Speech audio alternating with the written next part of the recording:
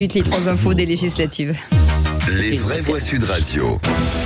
Et les 3 infos des législatives, Félix, sont obstacles, peste et récupération. Le refus d'obstacle de Jordan Bardella, selon Gabriel Attal, le président du RN ne veut devenir Premier ministre qu'en cas de majorité absolue à l'issue des législatives. Pendant ce temps, en cas de second tour, RN, Front Populaire, François Bayrou ne veut pas choisir entre la peste et le choléra, comme il le dit.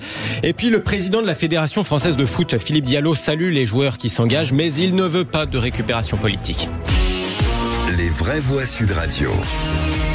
Jordan Bardella ne deviendra Premier ministre qu'en cas de majorité absolue à l'Assemblée nationale. Le président du RN explique qu'il ne veut pas devenir un collaborateur d'Emmanuel Macron, ce qui inspire donc ce commentaire ironique de Gabriel Attal. C'était ce matin chez nos confrères de France Info. Là, on voit depuis quelques jours que s'agissant de Jordan Bardella, il y a de moins en moins de programmes et de plus en plus de conditions. Ça commence à ressembler à un refus d'obstacle quand même tout ça. À chaque jour, on voit un reniement sur une proposition. Ils nous ont expliqué pendant 1 an que la première chose qu'il ferait, c'est abroger la réforme des retraites. Et puis il a dit ah bah non, en fait, je suis plus sûr. Interdire les binationaux, la binationalité, puis finalement bah non. Baisser la TVA ou la supprimer sur les produits de nécessité, ah bah finalement non, on va pas le faire. Tous les jours, il revient sur des propositions du programme. Et là, il explique maintenant qu'il y a des conditions pour y aller. Donc oui, ça ressemble beaucoup à un refus d'obstacle, mais parce que la réalité, c'est que au Rassemblement national, on le voit, tout est approximation ou reniement. Et en tout cas, ces propos du Premier ministre, on aura l'occasion d'en reparler dans quelques minutes avec le grand débat des vraies voix. À gauche, qui pour devenir Premier ministre en cas de victoire du Front Populaire? Eh bien, la France Insoumise proposera un candidat. C'est ce qu'assure le coordinateur Manuel Bompard. Enfin, on comprend que LFI va proposer un candidat entre les lignes. À l'issue des élections législatives, le groupe politique qui détiendra le plus grand nombre de députés au sein de notre coalition fera une proposition. Pour ma part, j'en reste à cette formule. Ça peut être fait par un vote, mais le groupe politique qui aura le plus grand nombre de députés, ça fonctionne comme ça dans toute coalition. Il est normal que ce soit ce groupe-là qui fasse une proposition de candidat à la fonction de Premier ministre. C'est pas juste pour se faire plaisir les uns les autres. C'est que ce groupe politique qui sera le plus nombreux exprime aussi où est le centre de gravité de cette coalition.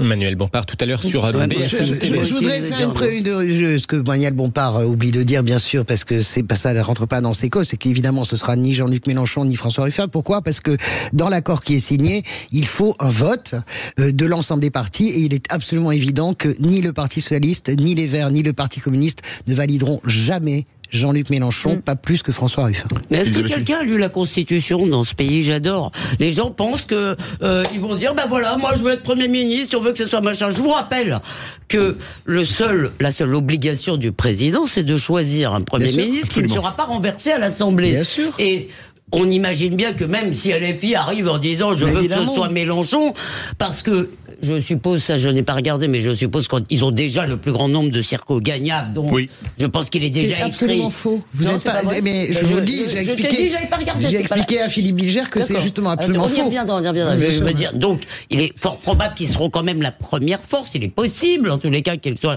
la première force, et on a quand même l'impression que ce sera compliqué pour les autres, surtout si on compte sur quelqu'un d'aussi déterminé, courageux et fougueux qu'Olivier Faure, de résister. Mais que ce soit les uns ou les autres, si vous voulez, c'est Macron qui décide, bien sûr.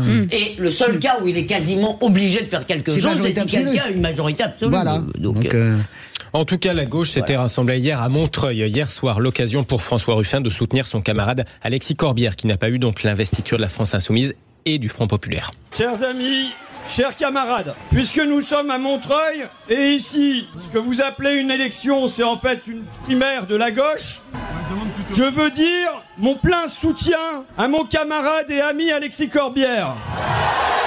François Ruffin à Montreuil hier et ce matin au micro de Jean-Jacques Bourdin sur Sud Radio, François Bayrou assure de son côté qu'il aurait bien du mal à choisir en cas de second tour Front Populaire RN. Nous sommes présents sur le terrain pour que les Français soient pas obligés de faire ce choix. Vous me dites, c'est traditionnel comme Formule 1. Vous me dites, qu'est-ce que vous choisissez, François Bayrou, entre la peste et le choléra? Je combattrai de toutes mes forces et la peste et le choléra. François Bayrou au micro de Jean-Jacques Bourdin sur Sud Radio. Et puis de son côté, le président de la Fédération française de football ne veut pas de récupération. Oui, pas de récupération des joueurs de foot. Marcus Thuram, par exemple, qui prend position contre l'extrême droite. Kylian Mbappé, c'était plus contre les extrêmes. Giroud, Griezmann, qui appellent à voter. C'est très bien tout ça, mais pas de récupération, répond donc le président de la 3F, Philippe Diallo. Je leur garantis la liberté d'expression qu'ils ont, comme encore une fois tous ceux qui ont à leur âge un avis sur la société. On devrait plutôt d'ailleurs s'en féliciter, puisque j'ai souvenir dans le passé où on disait que les footballeurs n'avaient aucune idée sur rien, qui tapaient dans un ballon. On a là des générations qui s'intéressent à ce qui se passe dans la société. Moi, je trouve qu'on devrait plutôt s'en féliciter. J'ai vu très rapidement, après les prises de parole des joueurs, un certain nombre de formations politiques essayant de tirer à elles. Et c'est là que je ne souhaite pas qu'il y ait de récupération politique, quels que soient les partis.